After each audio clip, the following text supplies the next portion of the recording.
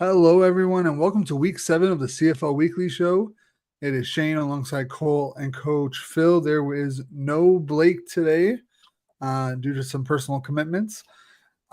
3 weeks on last week's schedule, so the week 6 recap will be pretty quick in that regard, unless Coach Phil wants to go on a tangent about the Rough Riders, which, given his Instagram post at like 3 a.m. my time last night, seems like he wants to talk about it and has a lot on his mind. So might be here a while to talk about the Rough Riders and the state of that organization right now. You're But one how to are you guys fucking doing talk. this week? How's the summer treating you? Dying of heat. I'm too black for this. Well 90, said. 94 damn degrees out here. It's not necessary. What does that translate to us, Shane? I have no idea. I'm going to say you're talking to we don't use that system up here, so we have no Yeah, I idea what know. 94 degrees is. Like, Is that hot? it's Well, no. Okay, coach. Listen to this. So where I am, it's high 20s right now. Where Shane says it was like 40s. Yeah, you're So- at 34. It's like 34 and a half degrees Celsius right now, wherever Coach is. So It's right in between. I'm like 3 hours from Vancouver. Oh shit. Okay. I always 2.5, forget that 3 hours. you're in Washington. Yeah, like Seattle. So like 2.5 hours, depending on good traffic. So I would say like it's about 35, 40 for you guys. It's burning up in this bitch. It is. yeah, it's like 38 right now outside, and it's going to be like 42 tomorrow with the humidity. So like, I'm just dying. I'm not built for this heat. I am built for the fall and the winter. Yes, sir. I am not built for this type of weather. So Mm-mm. I am praying for fall to hurry on up. Yeah. Thank God for air conditioning systems, boys. Oh, thank God. Facts. Yeah. Thank God. only- But yeah, let's get we only- into this week's round of games. Coach, you get to talk first. What happened to the Rough Riders? Lost 24-10. On paper, it was a decent game for the Rough Riders offensively. 429 passing yards. It's good.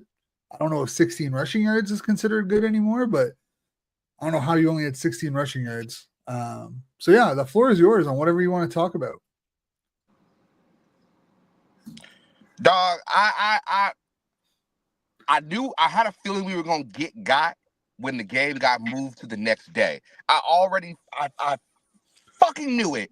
And even with AJ Allen's interception to start out the game, I thought, all right, we starting at a decent pace. But we did not run the ball well enough. Nowhere near.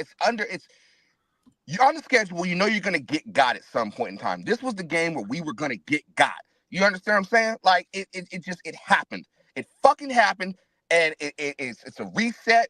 I'm sick and tired of seeing people talk about, oh, the Riders were flukes. Oh, the Riders this, the Riders that. Shut up. It's one game. It ain't like Ottawa where we're 1-5. You know what I'm saying? We positive right now. We died. We ain't that bad. But I'll let you know. We have to be able to run the ball. Our bread and butter is run the ball. We should be able to move, but credit to Calgary, credit to them. They played very, very well overall, outside of Vernon's interceptions and the fumble by Dedrick Mills. I told it in the group chat that outside of those three things, they never were out of control of the game. We had no chance of being in control of the game whatsoever. We were out of sync. We had no control of the ball. We were trying to play. It felt like it was Trevor trying to match Vernon, but Vernon had a step on him, and he was always a step 2, 3 steps behind. So I'm not even gonna cap. I'm not gonna go off. I want to, but I be forcing it and I be bullshitting. It's one game. We lost. We ain't Ottawa. I'm happy. Go to hell, Shane. Go to fucking hell. What did I do? Nah, because you talk about, oh, go off. No, I ain't going off on nothing. Unlike you, I'm sorry. When I wake up to the type of Instagram story that you tagged me in on Instagram, I'm assuming that you're about to go off and your head's going to explode like a cartoon. No, So I was going to. I just On some real shit, like on some real shit, this team frustrates me. They're very frustrating the first few weeks of the season. The record says 4-1, but we're playing like we're 2-2. That's what's frustrating to me. We have moments. We have moments where we look like we're world beaters. We look like we are the shit. And then all of a sudden, we let teams just stay with us. We don't take a concise lead. We don't beat them down. We don't put the nail in the coffin. That's what's going to be the detriment to this team the rest of the season. If you ain't going to put a motherfucker away, why the fuck are you playing the game? That's what's frustrating. It's not like BC. It ain't like BC where we got to fight afterwards to prove a point that we're a good team. You feel what I'm saying? It's us against everybody because everybody knows we are the team to freaking beat. That's it. Fuck you, Shane. Fuck you, Cole. Fuck you, Blake. I don't know where you at, Blake, but fuck you too. So we're going to be all right. Riders still win the Grey Cup. Probably turn the Xbox off, though. Make sure it doesn't overheat. You got jokes. You got jokes. But what do you guys think of how the CFL handled that entire situation on Friday night? It was like a 3.5 hour delay before they postponed the game. I think it was like 11 p.m. Saskatchewan time when they actually officially announced the postponement. What's your guys' thought on that entire situation? Because a lot of people were ripping the league and ripping the Rough Riders about it. Yeah, I don't know, Coach. I know you're a little bit different situations from game to game because I know sometimes you wait to watch for your reactions and whatnot. So sometimes you're not always watching live and whatnot. But after the first maybe like 30 or minutes or so of the delay, I kind of went out, I went and grabbed some food. I kind of almost was just waiting to get the notification in my phone before I went in to kind of sit back down and rewatch. And then at a point I was like, man, like this is like getting a little bit of like, we're not going to kick the ball off at 9 o'clock Pacific, which was the time out west, when it was kind of starting to get a little bit later and nothing was happening. Then I think kind of the last announcement was, I believe if they weren't on the field warming up by a certain time, that they would finally kind of reschedule the game. So I thought it was a little bit maybe like chaotic, but at the same time, like those are kind of the circumstances that were, had that night. Unfortunately, I would imagine they wanted to and were kind of hopeful to play that game at some point, but for, I guess health reasons and whatnot, player safety, which is always kind of important at the end of the day. So I don't know. It's a tough spot for the league, and definitely would, I'm sure everyone, not only people watching at home, but fans in the stadium probably would have liked to know a little bit earlier than kind of when 3 hours, whatever you mentioned, Shane. But I don't know, Coach. Were you waiting around for the game, or were you just kind of checking out for the reactions? I guess I was waiting. I was waiting for something, but I was following along with the updates. It was kind of frustrating because I got more emails from the Riders than I did seeing the post. It was like they were trying their best. I mean, there's no wrong way to handle the situation. You just do what you kind of got to do. And some people were saying, oh, you got to blame the CFLPA because they negotiated this type of ruling and how they handle certain situations like this. But they did what they had to do. I ain't really tripping about it. It's over with now. Go through the situation and then look at it again and find a better way to do it, because you never know what you're going to do until you're in that situation. Yeah, I mean, it's unfortunate. I mean, I was really confused. I forgot the game started at like 9 p.m. my time. So I turn on TSN and it's like, oh yeah, it's in a delay. Because I didn't see anything originally on like Twitter about it being delayed. So it was like 9:15, and I was like, oh, the game's on. I switched over to see if it was like the score. I checked the TSN app and like nothing was going on. I'm like, what is going on right now? But I mean, I'm glad they were able to get the gameplay going. But yeah, I mean, Vernon balled out for over 400 yards, 3 touchdowns, 2 interceptions. Got the dub for Calgary. I don't know if I'm ready to call them legit right now, but they're definitely a team that is in a very favorable spot over the next couple of weeks to really like put themselves in a position to not just host a playoff game, but to host the West Final. right? Like they play Toronto, or they play, what week is it? They play Winnipeg this week.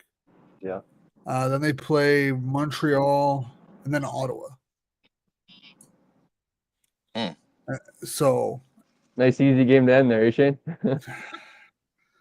yeah, we're gonna talk about that in a second. I'm just kidding, bro. No, I mean, you know, honestly, dude, Shane, sorry. You know what's crazy to me? I still can't get over the fact that a kickoff of a game is 9 o'clock for your time. That's just like I'd well, be going every home. time BC kicks off at I 7, it's know. 10:00. I'd I be hate going it. to sleep. I'd be going to sleep, bro. I don't know how you. I Oh don't yeah, know how you, I don't watch those games live unless I'm off the next day yeah, or I close. I'm not watching those game lives. I'll record it and I'll watch it yeah. the next day. I That's can't. crazy to me. Sounds I about But can't right. like, do it. or I guess because you don't have a regular like you don't have like a set No. like you're not Monday to Friday, right? You have like it changes or whatever. Yeah. The beauties of Um. working retail. Yeah. Yeah. But this game, man, it was sure something to watch for sure. As Coach already said about like the AJ Allen interception, the Riders got another turnover early on, and they did deadly with it. And then as he said, Shane, like BA balled out, man, which was a ton of fun. I think people like we talked about it quite a bit for the first few weeks after it happened, like Reggie Begelton and the effects that it'll have on the offense. But now it's almost somewhat of a forgotten kind of situation for them as like they're young Canadian guys have stepped up. Like Clark Barnes has had big games. Jalen Philpott's now kind of adapted to his role. Obviously, Damien Elford, number one pick, has kind of He's thrived with really BA. blossomed. Yeah. That was his coming out game right there. And Well, I think unfortunately against us. BA's always thrive with those big body receivers and like being able to just give them those. If we're being honest, not 50-50 balls, like 70-30, 80-20 type balls for that guy. Like he's a massive human being, dude, and he's got a great kind of like go up and actually get it. He's not one of those big guys that like lets the ball come into him. He goes up and gets it aggressively. And I think that's gonna be a deadly combo. And as well as like they just have like Dominic Grimes, as I mentioned, like a guy that's kind of like almost being somewhat forgotten about right now, in a perfect role to like contribute on second downs, be that kind of like security blanket for Burn because he has like the young guys right now that are kind of being effective. Their defense is kind of I think the thing that's like most slept on, as well as like probably the thing that I think a lot of people should be like me included eat some croaks. I thought that would be their downfall, would be their defense. I thought their offense would be pretty good, but I thought their defense would be cheeks once again, and their defense has been pretty good. I know Shane, you have maybe the stats in front of you and stuff like that, but I think league wide, like they're pretty average to at least above average in majority of stats and stuff like that. They're So second. yeah, so I'm interested to see like long term. I would think that I would go maybe a step further, Shane. I think they are legit. I don't know if I could go as far to say like they're better than Saskatchewan or Winnipeg. I think it's kind of like a big three right now to figure out, like, because all three of them, like Coach just said it, right? Like Saskatchewan 4-1, they haven't played a perfect game, or they haven't really put together like even like a pretty game necessarily yet, right? Winnipeg, they start out like 3-0 or whatever it was, and then they obviously have the ugly loss to Calgary, but they beat up on a Jeremiah Masoli led BC Lions. They, for whatever reason, have Nathan Work's number and own that game for sure. That which was an impressive game considering they had Chris Shevler under center. But like Winnipeg has still kind of, I feel like they're question marks. Saskatchewan has a little bit of question marks. So I think Calgary kind of with their, wondering if they are still like legit long term. I think they are kind of like rightfully in that conversation with Saskatchewan and Winnipeg for like who's going to be able to like kind of win the Western Division right now. I think it's kind of a 3-horse race until a couple teams fall off here, but it was pretty. I don't know. I want to say like shocking, but like I didn't expect the game to like continue to go like that, especially after the turnovers, and then like Calgary kind of like threw their haymaker in a sense. I expected Saskatchewan to like throw back at some point, and they just were like super flat. And then like as you said, like Trevor was able to move the ball, but they just weren't able to like be effective when it mattered. It felt like Typical Trevor Harris experience. A lot of yards, no points. But no, I Yeah. mean, I think Calgary's in that conversation as like a top team. But I still think they need to go out and show it, right? Again, big week. They have Winnipeg twice over the next yeah, like 4 weeks. big week. Obviously Montreal, Ottawa. You go 3-1 over that stretch. You're leading. You're more than likely leading the West. heading into your bye week in week 11, which I think at that point I will come on here and say that like they're legit. But I think in a sense too, like they're almost like playing with a little bit of house money until like Labor Day. Like a lot of new pieces kind of gelling together for the I mean, first the time. expectations were they were going to finish last. Everyone That's has what that's what I mean though. Them That's being what I mean. 4-1 is way ahead of expectations. That's what I mean. So like they're kind of like, you know what? Like I feel like they're hoping to like continue like this. They would hope that they don't go like this and then almost burn out and start to like slide down the stretch. And I think as much as I do believe in them as well, is like it's gonna also come down to like Vernon in playoff time, right? And he still hasn't legitimately proved himself in big time moments yet. As much as I like the guy, when it comes time to beating Winnipeg, and Winnipeg hasn't done it yet. Beating Saskatchewan last year, excuse me. I know the whole situation was maybe a little unfair with Nathan and stuff like that. He got what he desired. He started the playoff game. He started the last regular season game. He had that was his, as we all know, his team. Like he had every opportunity, and the game was within balance too down the stretch. At some point, it kind of felt inevitable that Saskatchewan was going to win that game because it never felt like BC down the stretch kind of just fell apart. But that game, if I'm not mistaken, like if I go back and remember correctly, was like a within 2-score ball game into the fourth quarter. There it wasn't necessarily a blowout of like anything could happen in the CFL. So he had his opportunity, could have rightfully knocked off Saskatchewan, knocked off Winnipeg to get to the Grey Cup, but he didn't. So I think that lost by 9. Yeah, I want to add in here that at some point, this is the point of the season where you find your pace. You look at your schedule and you be realistic with yourselves as a team, as a unit, and say, okay, we got this one, we might drop this one, but as long as we play at a pace where we can finish strong and we have locked in that first or second spot, you got nothing to worry about. That's what Calgary is doing. They need to find their pace and they'll be fine. The Riders, I never, going into the first couple weeks of the season, I felt like the Riders, the games that they played with their backs to the wall, because last season they were playing balls to the wall as a defense.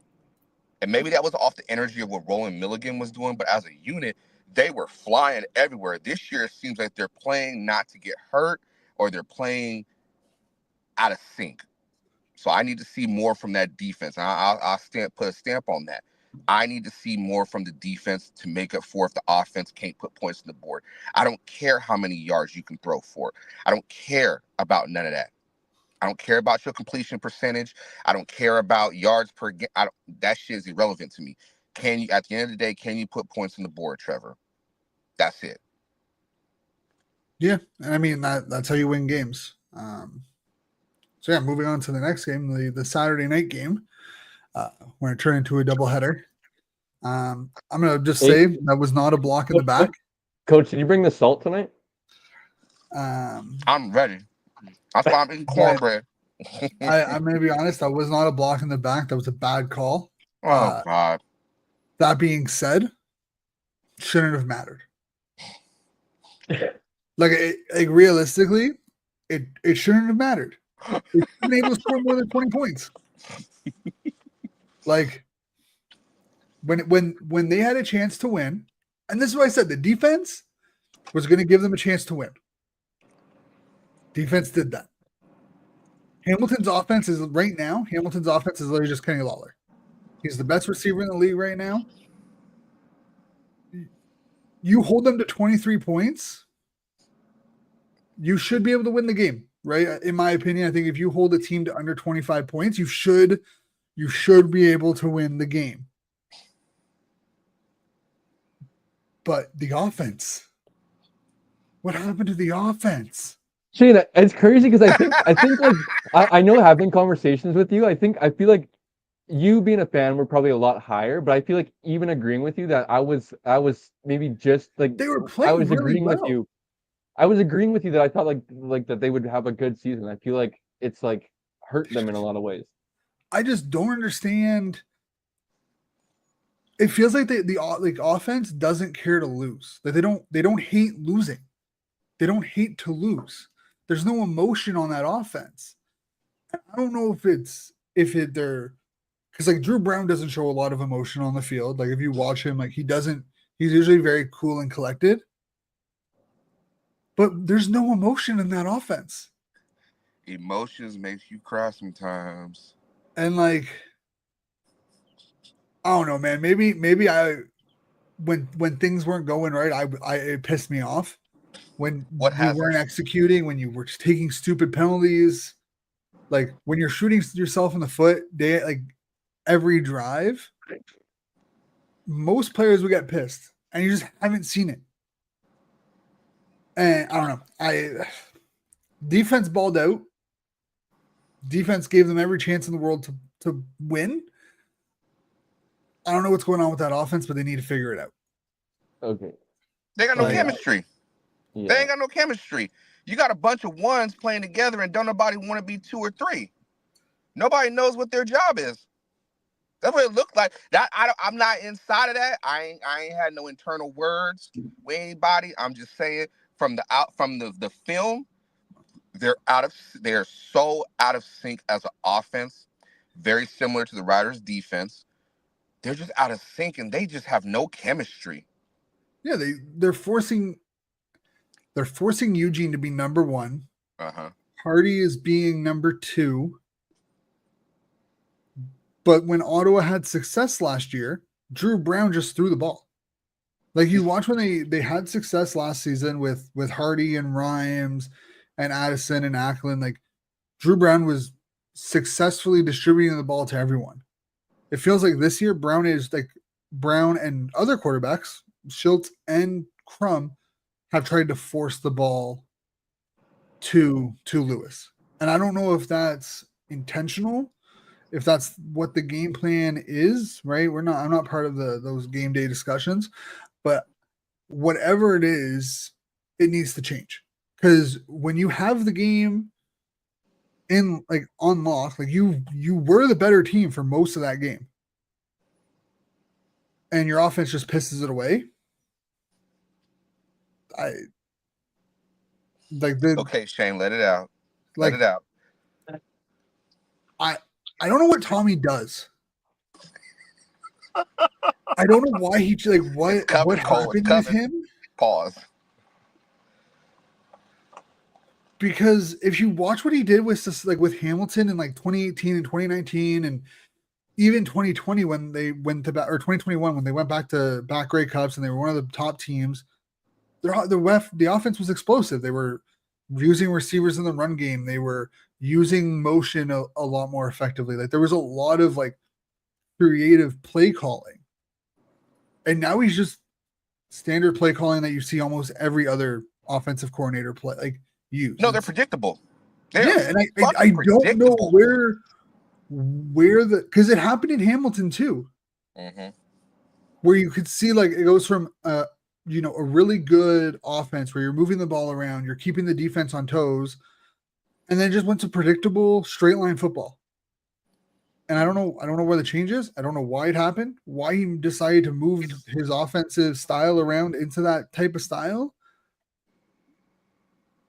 But also the players just need to show more emotion. Get angry.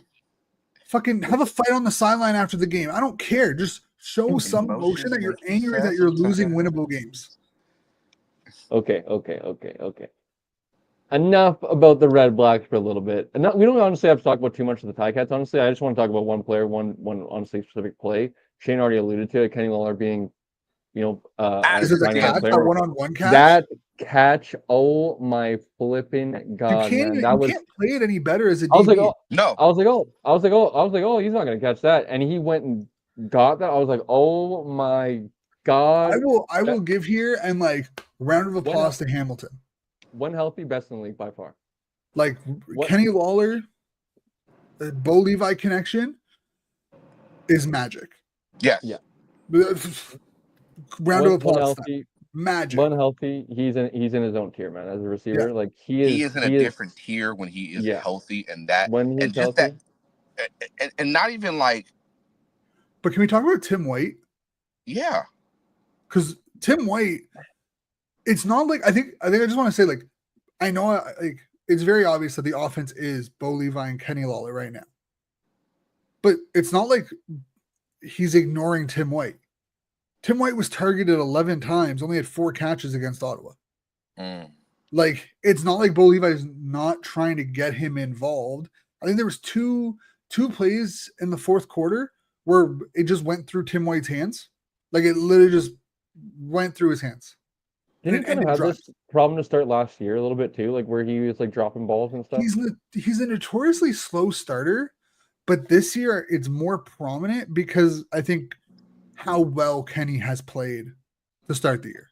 But it doesn't matter because no matter how great somebody's playing, you don't need to diminish what you do to be successful. Now, we don't know if it's a mechanic thing or if it's just in his technique or how he's trying to catch the ball. If it's the ball placement is not where he needs it to be. There's a lot of context behind that. Now, I expect more out of him with this offense. I know it's the Kenny and Bo show, but when they get Keandre Smith, Shamar Bridges, Tim White together, that's kind of cold. That's a nasty set of receivers, right? That could match up with what Calgary got. I mean, that when they're healthy and when they're on point, it's going to be a problem. That's just how I see it. But like, Eugene Lewis had 14 targets and 7 receptions for 128 yards. Lord. Like, the next closest was Justin Hardy at 7 for 6. Where the hell is Braylon Addison? He's hurt. No wonder. He's done for like 3 to 6 weeks, I think, or 4 to 6 weeks. He got hurt in like week 3. How about Ryan Hunter getting hit by a car? Yo, that's wild. I thought that was a joke. No, he was riding a bike and got hit by a car. He's out like 4 to 6 weeks with like a broken arm. Yeah. Only in the fucking CFL. Literally last year's most outstanding offensive lineman. Yeah, he was biking and got hit by a car who wasn't paying attention when he was turning, apparently. Broke his arm. It can't get literally worse. Only in the CFL. Bro. NFL, you can blow up your fingers playing with fireworks or get firework in your eye and then get released by the Chargers. But in the CFL, riding your bike and getting hit by a car and breaking your arm. Man. Let's quickly talk about the last game of the week before we jump into the other big news that went on in the CFL today. You guys know how I think about, like, how I feel about Trey Ford. I've been abundantly clear about my feelings about Trey Ford. I'm not going to kick the same horse. They need to go to Cody Fajardo after the bye week. The performance that he put up against BC is unacceptable. I don't care what quarterback you are. I don't care if you're a Hall of Famer. I don't care if you're a rookie or you're a 5-year vet. That is just, it's an unacceptable performance for a quarterback. That defense is horrendous. Glad to hear that neither Mechie or Serezna's injuries were season threatening. But Edmonton is just, they need something else at quarterback. But good on BC too, right? Nathan Rourke balled out, had a great game, definitely deserves the win there. And the defense played well. So I feel like we don't have to talk too much about BC. We'll talk about BC and Sask when I feel like we talk about that. As much as maybe we don't want to beat a dead horse, I feel like it's going to probably happen because coach is going to want to talk about it. I'm going to want to talk. I agree with Shane that I just think it's time for Cody Fajardo, and I think expectations probably need to change for Trey, like long term, in terms of like, I don't believe that he's a long term like franchise quarterback, obviously, and maybe he's kind of a long term backup / like adapting to like a Chris Strudler type role where he's like a short yardage quarterback. And I know a lot of people aren't going to like to hear that, but he just hasn't progressed. And I know we've talked about it tons, all the circumstances and everything that's come with his development. I agree. It hasn't been the greatest situation, but at the end of the day, you also have to take accountability for getting better on your own during the off season. And at some point it has to click on the field, and it just hasn't. And he takes steps forward, but it comes back. And it's just like Cody and like the like murmurings and like the rumblings have been out of Edmonton dating back to like training camp. They're like, Cody was even like looking better than Trey in camp and stuff like that. And it wasn't a true competition. So Trey was obviously the unquestioned starter going into the season. and unfortunately for Edmonton, I just don't see what hope like Cody gives you. Like he comes in and you're able to like score 20 points a game and you lose 28-20. Like the defense is cheeks, and I think that's probably the most disappointing part because on paper they look fantastic, and I think a lot of people had high expectations, but front seven hasn't put together. They talked about it on the broadcast, so like they kind of were joking about like, oh, Jake Serezin is the first guy to get an interception for the team, and he's a defensive lineman. Yeah. They had I think 2 sacks going into last week as a team. So like they just haven't been able to put it together. Serezin is a huge, I feel like, culture kind of leader in that locker room, and him obviously he's going to be there and still kind of be around the team, but not be that like voice in the huddle, like pre-game on the field and stuff like that. I feel is going to be a huge missing piece for them. I just feel like I don't know like what Cody sparks you off the bench, especially because I don't like. I feel like outside of Rankin and Leak, like they might have like the worst skill position players like per team. Like Curly and Keon like really aren't number ones. Steven Dunbar really isn't a number one. Like Arkell Smith literally is known for getting blown up by Deontay Williams at this point. Like Rankin, like Rankin is still good, but I feel like he still needs to prove himself like consistently and like on a year-to-year basis, right? Like he's not really proven outside of a few instances last year. I know a lot of people liked him for Edmonton, but like on paper, Cody's supposed to like walk in, flip a switch, and like everything's all good. I think it will look a little better, especially like because especially because Trey just hasn't like people have like said, and I would somewhat agree, like he has maybe taken steps, but like his steps are like people are like, oh, he's taking a step forward. He went 18 of 28 for 212 yards for a touchdown and an interception and 1 rushing touchdown. It's like, well, he took a step, but that's not that's not a great step. That's not something to be like bragging about necessarily. And then the CFL, I feel like really trying hard right now to like create him as a superstar and like the like rivalry with like Nathan Rourke that's not there as well.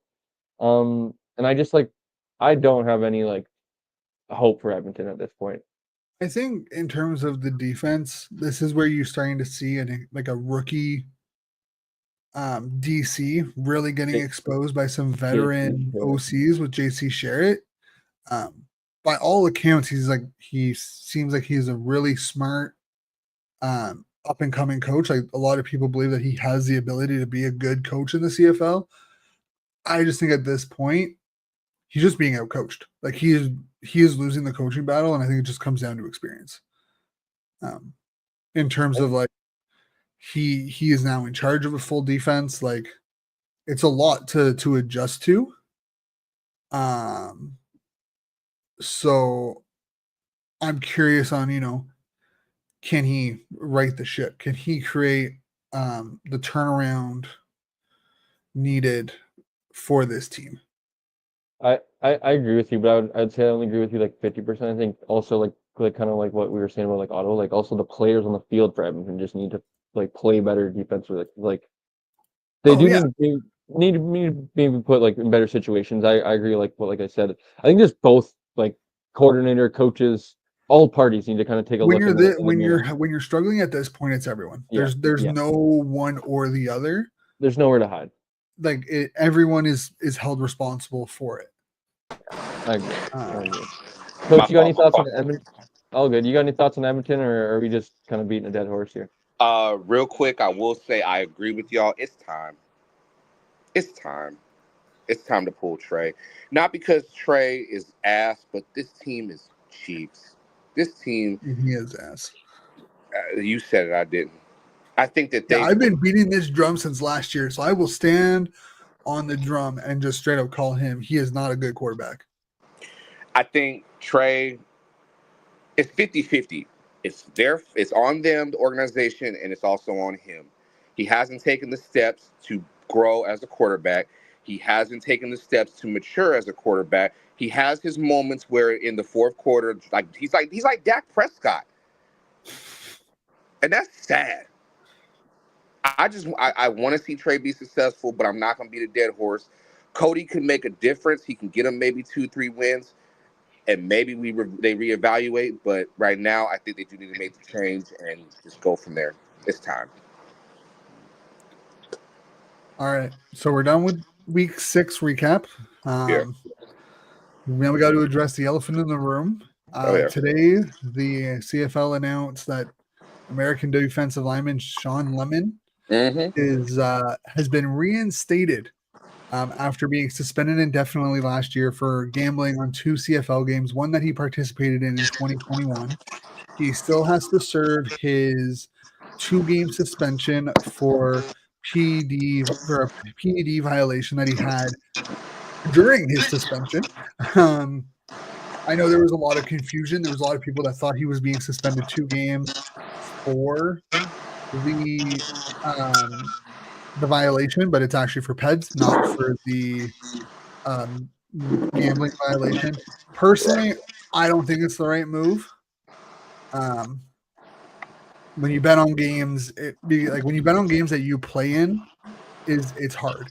If you're betting on games that like you're not participating, like Calvin Ridley did when he was hurt with Jacksonville a couple of years ago, I can kind of accept it, but I know there's been reports that like there wasn't really clear guidelines in 2021 about what was and wasn't acceptable within the CFL betting world and whatnot. But I personally don't agree with it.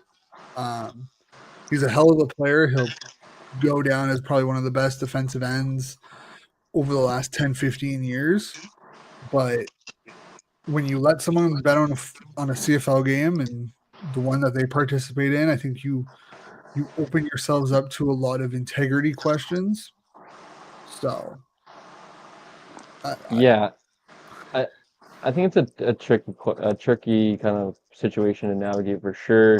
I think on one hand, as we all do, I think we kind of really enjoy watching the player Sean Lemon is on the field, really enjoying the coach. I know you kind of have somewhat of a relationship and at least banter go back and forth with the Lemonator. So I know, like, speaking for, I feel like maybe coach, I don't want to speak for you, Shane, but like was pretty kind of like maybe not surprised and excited is maybe not the word, but like, oh, like Sean Lemon got reinstated, right? And I think there is a lot of layers to betting on games that he played in and kind of the dirty, I guess, area or kind of just tricky area of like, obviously, I feel like the competitor that Sean Lemon is, that he would not kind of, sell his soul in a sense to win a bet and, maybe lose a game or kind of, maybe give half-ass effort on plays. So I think the unfortunate side for Sean is like, this was probably the situation that like, unfortunately for Sean, that you maybe like, you make an example of that. Like, this just isn't acceptable.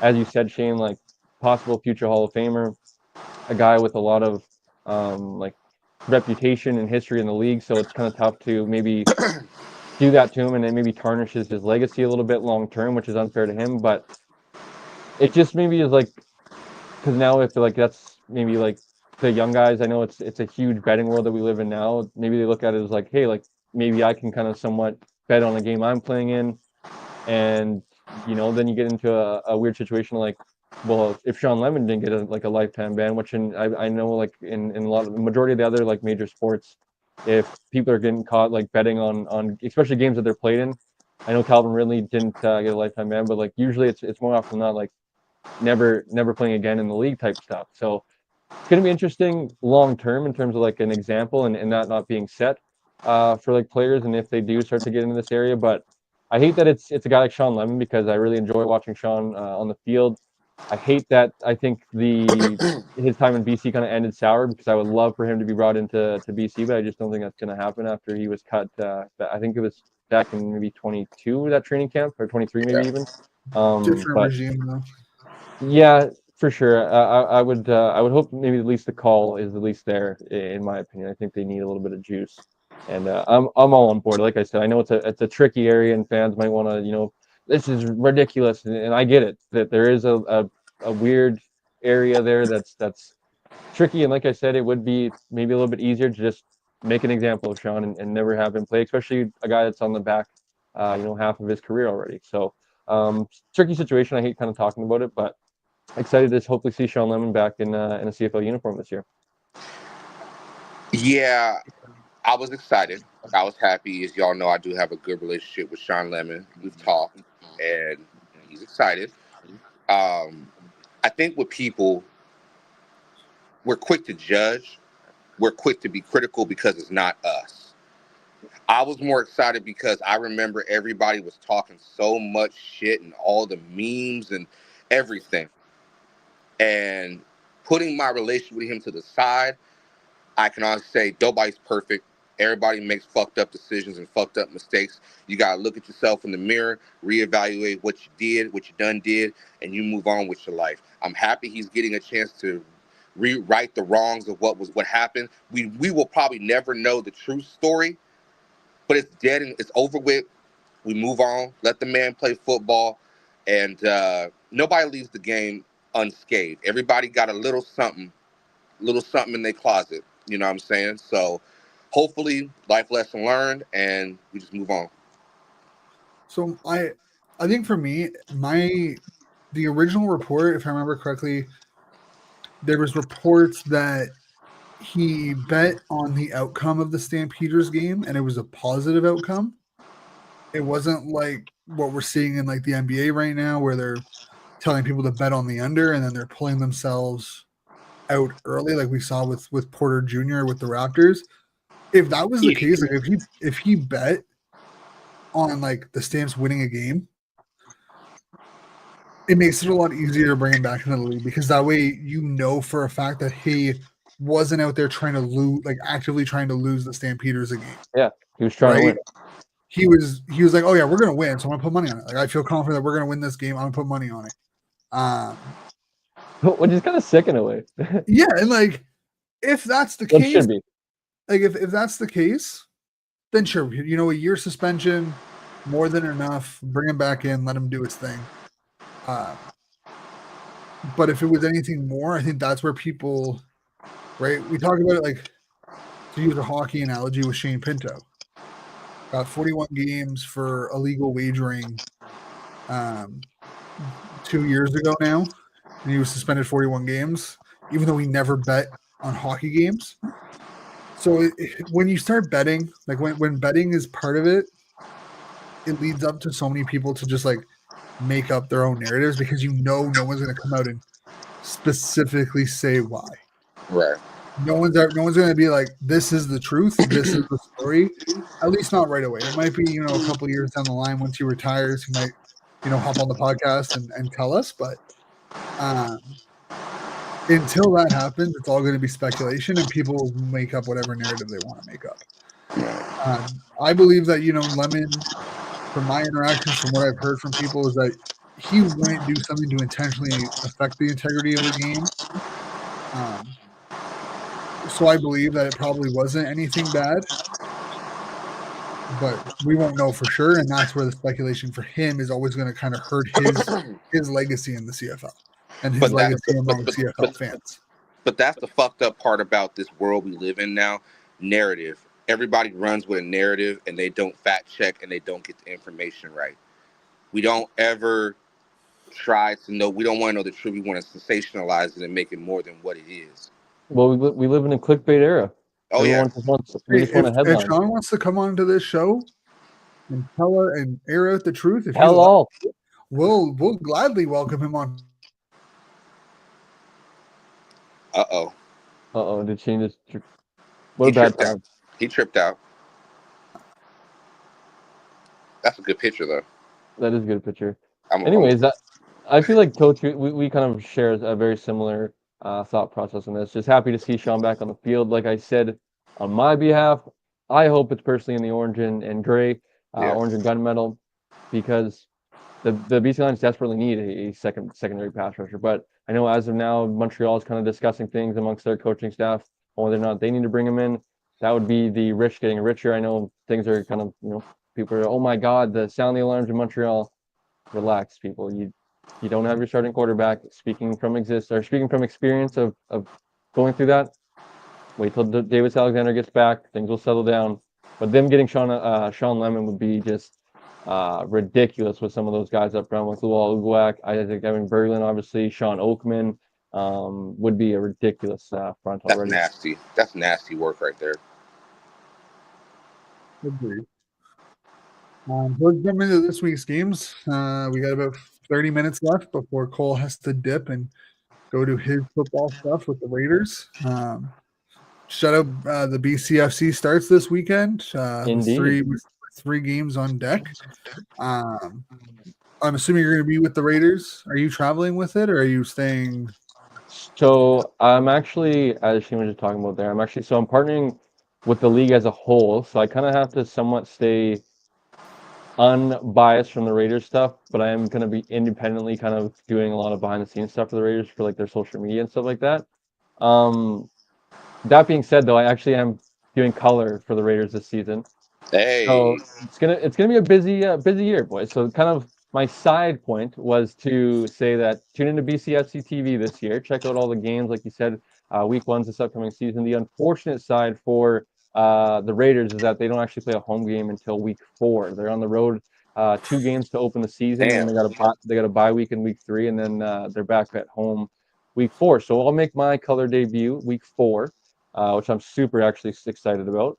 But as I said, I kind of partner with the BCFC to do a lot of content. I know I appreciate Shane, Coach, for you guys' support and sharing the stuff, and really excited, man. It's a league I played in, so it kind of means a lot to me. And I grew up going to the park, getting dropped off by my mom, and being the water boy and ball boy for guys like Andrew Harris and Jordan Yance and stuff like that, and looking up to a big Andrew Harris and watching who he kind of turned out to be, and then playing for the Raiders and being able to throw a couple touchdowns in my day, go throw for a couple yards. It was a cool experience, and to not have guys be able to get the spotlight like Javon Katoy, who we're seeing right now, right? Just on Saturday, Sunday, Jacob Bond, current Okanagan Sun, make his CFL debut. I know it's a little bit of a gray area currently right now because he's actively on the line. So until he's put back on the practice roster, he can't currently play with Okanagan Sun. So it's going to be an interesting scenario to pay attention. Hopefully, the Canadian Football Fanatics have the inside source whether or not he's going to play this upcoming Saturday for the Okanagan Sun when they take on Blake's Langley Rams. But like I said, as long as he's on the active roster for the Lions, he can't do both. He has to be on the PR before he can suit up for the Okanagan Sun again, which is kind of the more easier path. Like Andrew Harris did that with the Raiders. Raiders offensive lineman back in the day did the same thing where he was on the PR, would practice with the Lions, but wouldn't play due to that you can't be on the active roster. It's obviously ineligible for junior rights. So follow us. Looking forward to covering the league this year. It's really great coverage. Guys like Jamin Pelly, a ton of guys from across the CFL, currently active guys that played in the league, and a ton of talented guys. Hey. Yeah, BCFC starts this weekend. They have a 2-week head start on the Ontario Football Conference and the Prairie Football Conference. I know the OFC starts on the first weekend of August. The first games are August 1st, and then the Prairie Conference kicks off on August 10th. So that means we're right around university ball too. So as the summer winds down, a lot of Canadian football will be had at all 3 major levels. So that'll be fun for us. Be fun for Cole, obviously with the BFC stuff. More football. More football. What we do it for. Gotta love it. Yeah. Hey, Cole. Now, congratulations, brother. But now I got even bigger reason to crack my moonshine because I'm gonna get drunk. I'm gonna get drunk tonight. I appreciate it, brother. Have a drink for me. I wish I could. I got to unfortunately go to practice and work in the morning, but definitely have one for me and celebrate a celebratory fashion. We doing big things. Everybody on the channel doing big things, man. Your time is coming, Shane. All right, weekly picks, boys, or what? We got 4 games finally this week. Yes, sir. I think Shane froze again. Oh my God. Good Lord. Oh, Shane. Oh my God. Shane and Blake. What are we gonna do with you two? Their technology is not there. I swear to God, StreamYard just hates my internet. Because I will be doing everything all day, every day, multiple different tabs open, all that. I'll have YouTube going on, no problems. And then I start doing StreamYard, and it's just like, screw you. But yeah, let's get into this. Let's get into these week's games. You got Toronto versus Montreal on Thursday night at 7:30. Davis Alexander, I believe, is playing. I thought I saw that. Yeah. I know there was rumors. I haven't actually seen the depth chart. quite yet. Yeah, Davis Alexander is returning back from injury. No Chad Kelly for Toronto. No Ryan Hunter for Toronto. I'm going with Montreal on this one. I think Toronto's just too beat up. That defense still struggles. I think they're Even getting coming out of a bye. I think they're getting a few guys back. Like I thought I saw Sirocco's McKinnis maybe is returning. in. There's a couple of McManus. there's a But just couple of not- guys, but I don't think it's Yeah. enough to outweigh to swing the pendulum. I think Montreal's pissed off too, right? Coming off 2 losses in a row. Teams are, the fuck you just watch famous. The power rankings had us at 9. They got them, I think, at 6 or whatever right now. So I would imagine they're fired up and motivated to hopefully, get on a run here. And they are like rightfully a good team. Like I said, speaking from experience, man, like they played with their backup quarterback the last few weeks. Like he did get a little bit better this past week and maybe looked a tad better, but I feel like I said, Davis Alexander was arguably playing as the best quarterback. I don't even know if that's even arguably. Like he was playing at probably at that level before he got injured. So I think they'll start to look like they were to start the season again. I'm going Montreal. They're going to test that secondary. They're going to test it so much it's going to be disgusting. And I'm still a little shaky on their run game, Montreal's run game, but we're going to see what's going to happen. I got Montreal for the dub. Expect the big game from their defense. Yeah, and I believe Blake also has Montreal. Who gives a shit? So that means we got a clean sweep. I also just realized Blake did Montreal, BC, Hamilton, and Montreal and Hamilton are playing each other. This guy. Oh my. What? No, we're literally just talking about Montreal, Toronto. Oh, my bad. My apologies. It's Hamilton, oh my god. My apologies. Sunday. I confused myself. Oh, God you did? Damn it, Cole. Damn, man. For some reason, we're just talking about Toronto and Montreal. For some reason, I thought I heard Bo Levi Mitchell, but maybe I'm just hearing things. Bro, maybe you're just living in your head rent free. Bo Levi Mitchell's playing good right now. Maybe he's just in my head. But Calgary Winnipeg is game number 2, 8:30 p.m. Eastern start in Winnipeg. Winnipeg off of a bye week. They've been playing well. I believe Dalton Schoen is out for this game though. I think he's been on the injury report. I don't think he's expected to play. I'm going Winnipeg. I think this game could be a toss-up. I'm still not convinced of Calgary's offense on, if what we saw last week is what they actually are, or if it was just, a piss in the pan. So I'm going Winnipeg on this one. I'm going Winnipeg on this one. I think Winnipeg's going to bounce back. Winnipeg's going to bounce back. I think they're going to run that. They're going to tote that rock. And my thing about them though is like their passing game looks nice, but then they have moments where they look like they're just inept at being able to complete the ball at times. That Calgary game threw me for a loop. So I'm gonna stick with Winnipeg on this one. Man, you guys are stressing me out because Blake went with Winnipeg as well. That's a shock. And I feel like we're sleeping on Calgary a little bit here still. And I think I am gonna go. I'm gonna go with Winnipeg.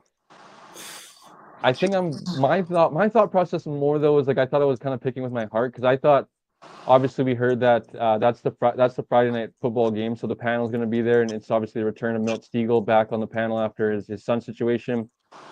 Knowing that the veterans that lead that team, Mike O'Shea at the helm, like I would imagine they're going to be very fired up to come out, play well, put on a show, and kind of just. I would imagine there's going to be I know they already did it, so maybe they don't do a moment of silence or something like that for Milt, maybe just to get him more emotional. But like I said, I would imagine that that locker room will be very, very motivated to play at, especially at home, to get a victory. So that's why personally I was going to go with Winnipeg. But now that we're all three are going to go Winnipeg, I'm a little nervous. I kind of want to go Calgary to get a game on you guys.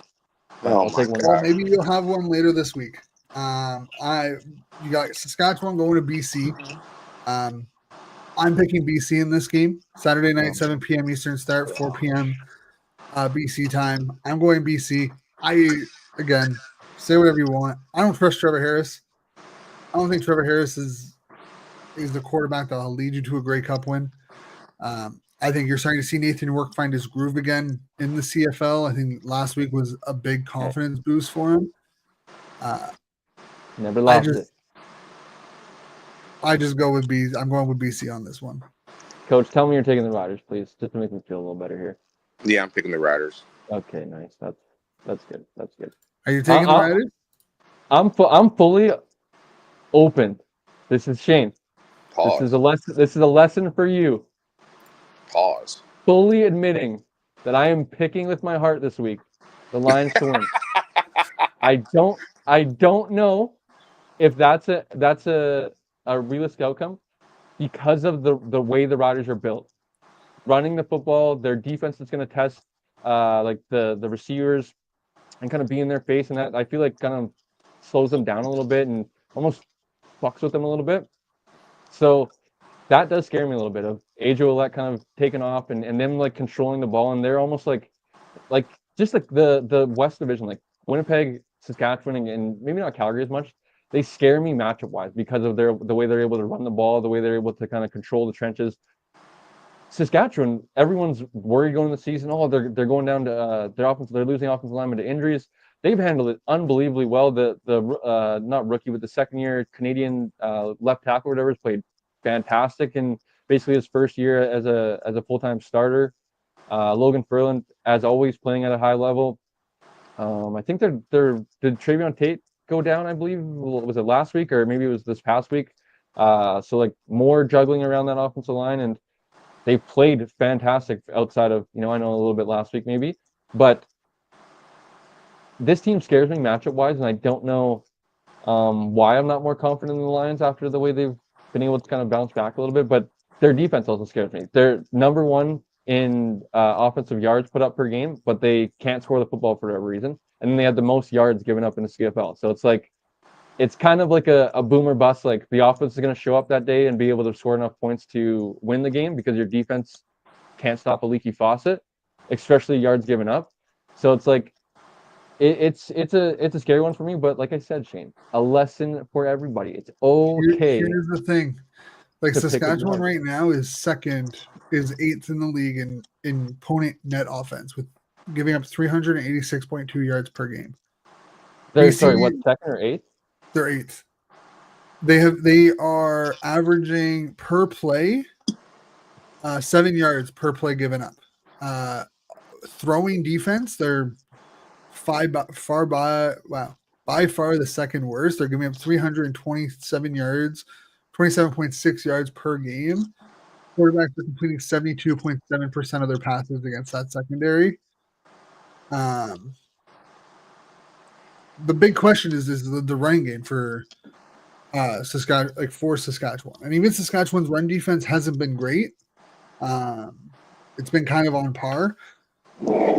But their run offense has been the big difference maker for that team. So I think if Nathan Rourke can go out and have a good game, if he has time in the pocket, and find the weaknesses in that secondary that have shown the ability to give up yards in the air, I feel like BC leads the league in net offense with 2,460 yards, 410 a game. But I believe they're like last in points put up or something like that. They're second last, 22.7 points. So yards are great. Well, they put up 136 points, which is actually like fifth, like they're middle of the pack. But their per game average has been because they played a game more than everybody. Yeah, so their per game average is 22.7, but they're middle of the pack in total points. That's not terrible. I think the ultimate thing for BC that's kind of hopefully going to continue to go in their way is James Butler hopefully continuing to be effective. He's had 2 big games in a row now, 178 yards rushing last week. He's a huge, because then teams aren't able to pin their ears back, get after Nathan, and just goes a long way. Especially JB out of the backfield. He catching the ball. He's just a versatile weapon, man.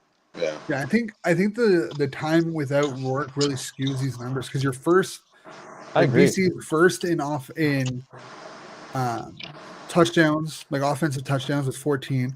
Their defense is tied with Saskatchewan for opponent touchdowns given up offensively with 14. Masoli was cheeks, dude. Masoli was ass cheeks. Because you guys are also third in field goals. But in terms of 2 and outs, even 2 and outs, you're second. You're tied with Hamilton.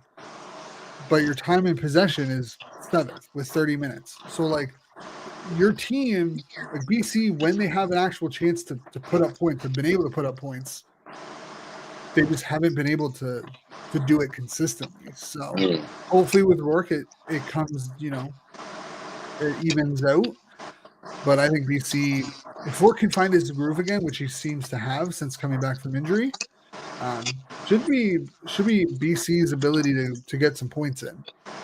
You got the most offensive red zone opportunities at 19, and tied with Ottawa, tied for red zone touchdowns with 10. Your BC is well ahead in red zone plays with 41. You've only had 24 red zone plays against, so maybe stop those big plays, and BC could be in that conversation with Winnipeg, Calgary, and Saskatchewan. So who you going with? I'm going BC. Yeah, I got BC. It's you, Coach. You're going Saskatchewan. So everyone, Blake's going BC. So this is where the game can happen. Yeah. It's good fun. As well as Sunday. Well, actually, I don't think Sunday. I think we're all going Hamilton. Now this makes you nervous even more because this guy. Oh my God. Golly. I know. Okay, I know you're keeping to your word because you said in the group chat immediately after you said that was the game. You said that was the game.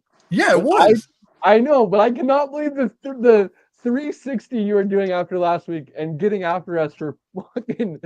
What I literally said in the group chat that I know this was the game that I thought they could find their rhythm offensively. But you were so flabbergasted we picked Hamilton and didn't count out Ottawa. And look what happened.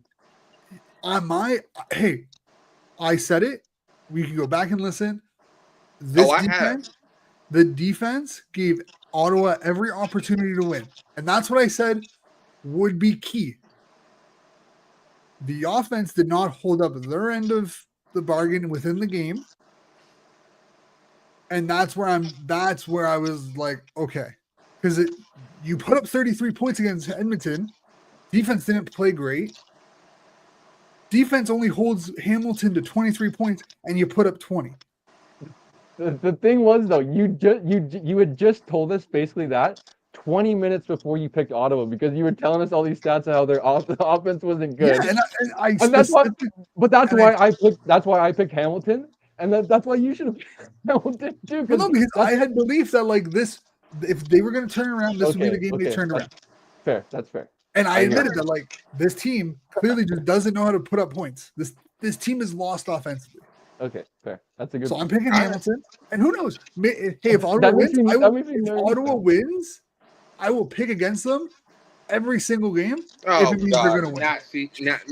All right. Are we all going Hamilton? Coach, Hamilton. I've picked them every week. Man. They have been my downfall this year. Oh Lord. This is another where I want to pick Ottawa to try to get a game on you guys again. But now I gotta go Hamilton because they are you don't even believe in them. How the hell am I supposed to believe in them? No faith whatsoever. They don't deserve it. They don't deserve it. Yeah, they're really hurting about that. Okay, but there is the it is hard to beat a team. Cole trying to pick the under. That's what he's doing. He's playing chess, not checkers. I'm trying to get a game on you guys, but if Mr. Ottawa over here is like, man, I don't believe in him anymore. How the hell am I supposed to be like, well, shit, this is the week that they're going to snap out of it. And especially, nobody in the CFL has an answer for Kenny Lawler, let alone Ottawa's defense. Unless you double team. I mean, to be fair, they outside of that, the 2 touchdowns, which yeah, here you go. Credit to Hamilton. That second touchdown. Beautiful play call.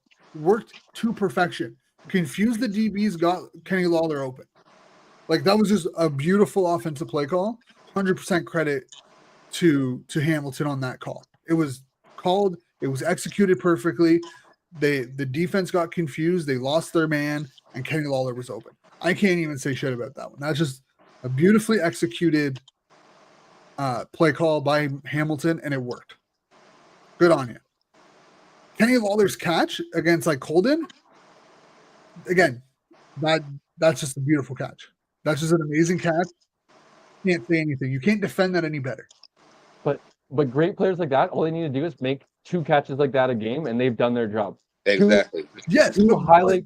but what I said about their offense really going like running through Lawler was accurate. 100%.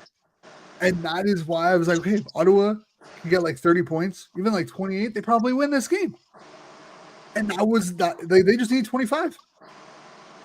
And they couldn't even get that. That's also why it scares me. All Kenny Lawler has to do is 2 big plays, or maybe even 1 big play. Like realistically, the big difference was that Eugene Lewis drop in the end zone, because I'm pretty sure if I remember correctly, the next drive was the Kenny Lawler immaculate catch touchdown on Colden. Yeah. Oh Lord. Well, King, you're gonna go 1-6. Oh. Man, I don't know what year, buddy. Man, it's a rough time being a Red Blacks fan. I will tell you that. It's not been a rough 6 years. Thank God I'm not a Red Blacks fan, but I had him second. Like I thought they were gonna do so much better, man. So did I. On paper, this offense looks like it should. On paper, should be running at a high pace. They should be like top 3 in most offensive categories, and they just can't get it their own way. Penalties, drops, lack of execution, inability to give Brown time. They lead the league in sacks given up. It's a time, boy. It's a time. Shout out to Keelan White, first career touchdown last week, though. Yeah, congrats. Hopefully you get like 2 or 3 this week. That's a positive, at least, Shane. Lord have mercy. Let's get up out of here, y'all. We got things to do. Oh my goodness. But yeah, did we all pick the same picks this week? Am I even able to gain a game on you guys? We can gain a game if BC beats Saskatchewan. That's the difference maker. That's the only one for coach. That's the only one. So either coach gains a game or we gain a game. Hey, pray for the best. Hey, I'd like to pray for a good game. Pray for a good game. I just pray for good football. Yeah, I agree. Pray for good football. But yeah, that'll be all for this week, folks. I don't think we have time for our usual rambling or post credit rambles. I think Coach wants to go enjoy his moonshine, and Blake and Cole needs to run out and go work with the Raiders ahead of the BCFC openers this weekend. Thank you all for tuning in. Thank you all for listening. Remember to hit that like, share, subscribe button, and put on your alerts so you don't miss another episode of the CFL Weekly Show presented by Royal Retros here on our 13th Man Football YouTube page. Have a good night. Enjoy this week's football games, and we will catch you back here next Wednesday, 9 p.m. Eastern, 6 p.m. Pacific. See you guys later. Thank you all for joining us. Have a good night. We out.